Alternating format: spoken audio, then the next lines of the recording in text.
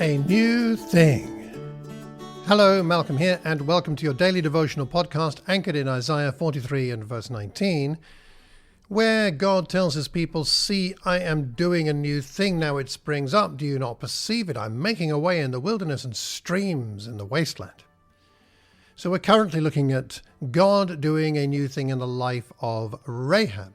And today we're going to conduct an overview of Rahab's situation. And you might like to have a more detailed, longer look at Joshua chapter 2. Have a read of that. That will give you the whole picture. We're just going to pick out a few things today before we go into a bit more detail tomorrow. So I'm going to read for now from Joshua 2, verses 1 to 7.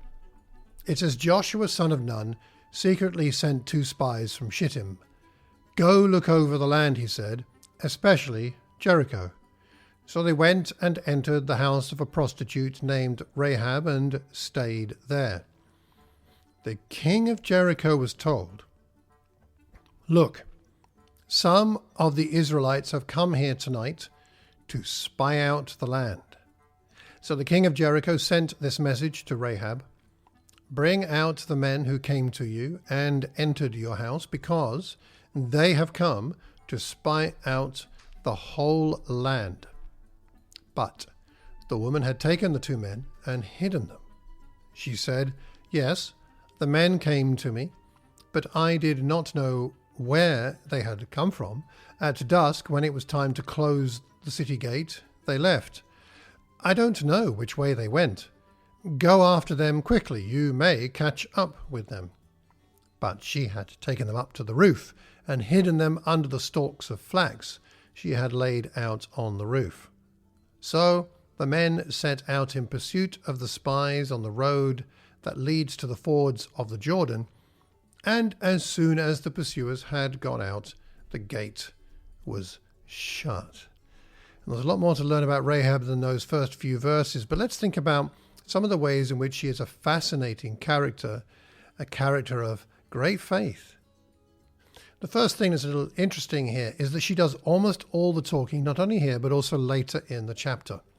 And to have so much dialogue by a woman in that context of that culture, very unusual. Secondly, she is shown as, in some ways, outsmarting the spies themselves, as you read the rest of the chapter, and outsmarting the king. This is a clever woman. She's also outside of society in some ways, being a prostitute or perhaps running a brothel. She's kind of outside society, yet she has inside knowledge of God's plans. Again, later in the chapter, we find out that she's very discerning about what God is up to. She's on the edge of town. She's inside the city wall.